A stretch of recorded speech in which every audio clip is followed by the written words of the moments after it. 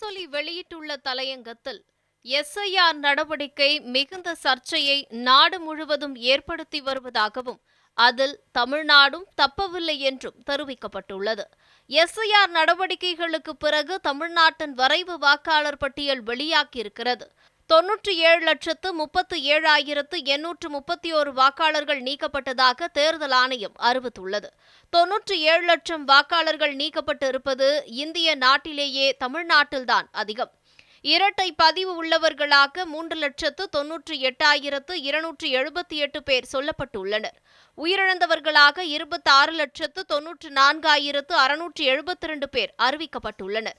66,44,881 பேர் இடம்பெயர்ந்தவர்களாக சொல்லப்பட்டுள்ளனர்.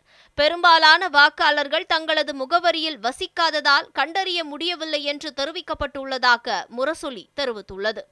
முந்தைய முகவரியில் இல்லாத காரணத்தால் வாக்காளர்கள் நீக்கப்பட்டுள்ளனர். வாக்குச்சாவடி நிலை அலுவலர்கள் தேடி சென்ற குறிப்பிட்ட முகவரியில் வாக்காளர்கள் இல்லாததே பெருவாரியான வாக்காளர்கள் நீக்கப்பட காரணம். அந்த வாக்காளர்கள் வேறு பகுதிக்கு இடம் மாறி இருக்கலாம் அல்லது வேறு காரணத்தால் கணக்கீட்டு படிவத்தை கொடுக்காமல் இருந்திருக்கலாம் என்று தேர்தல் ஆணையம் சொல்கிறது. தமிழ்நாட்டில் அதிகபட்சமாக சென்னை மாவட்டத்தில் 14,25,018 பேரும், கோவை மாவட்டத்தில் 6,50,590 பேரும் நீக்கப்பட்டுள்ளனர். செங்கல்பட்டு, திருவள்ளூர் ஆகிய மாவட்டங்களில் நீக்கப்பட்டவர்கள் எண்ணிக்கை அதிகம்.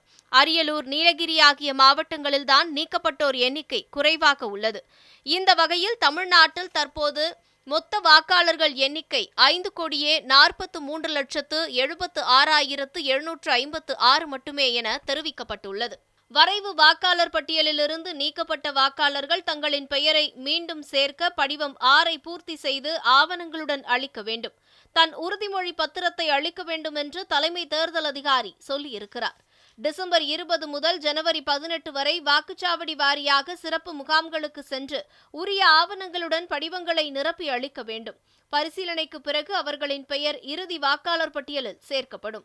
வாக்காளர் பட்டியலில் பெயர் நீக்கப்பட்டவர்களும் 18 வயது நிரம்பிய புதிய வாக்காளர்களும் அளிக்கும் படிவம் 6 விண்ணப்பத்தையே நிரப்பித்தர வேண்டும். அதில் வயது மற்றும் இருப்பிட முகவரிக்காக தேர்தல் ஆணையம் அனுமதித்துள்ள 12 ஆவணங்களில் ஒன்றை வழங்க வேண்டும். முந்தைய தேர்தலில் வாக்களித்தவர்கள் வாக்களித்த இடத்தை குறிப்பிட வேண்டும்.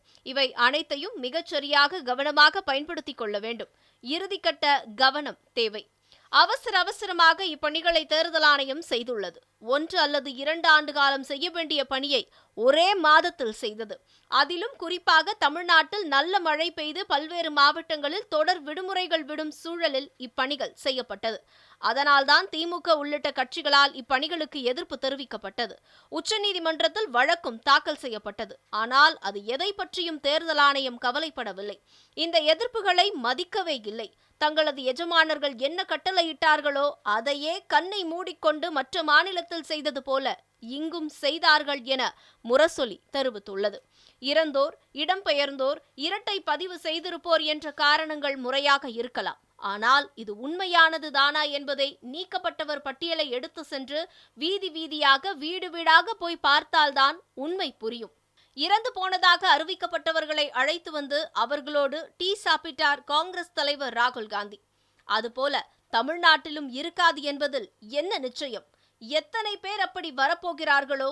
இத்தகைய சூழலில் தேர்தல் ஆணையத்தின் நடவடிக்கையை ஒவ்வொரு வாக்காளரும் கண்காணிக்க வேண்டும். எச்சரிக்கையுடன் செயல்பட வேண்டும். இதற்கான சரியான எச்சரிக்கையை முதலமைச்சர் மு.க.ஸ்டாலின் வழங்கியிருக்கிறார். நேற்றைய தினம் காணொலி வாயிலாக நடைபெற்ற திமுக மாவட்ட செயலாளர்கள் கூட்டத்தில் உரையாற்றும் போது ஒரே ஒருவர் கூட தவறுதலாக விடுபட்டிருந்தாலும் வாக்காளர் பட்டியலில் இணைக்க வேண்டும் என்று குறிப்பிட்டுள்ளார். 168 தொகுதிகளில் 10 விழுக்காட்டுக்கும் அதிகமான வாக்காளர்கள் நீக்கப்பட்டுள்ளார்கள்.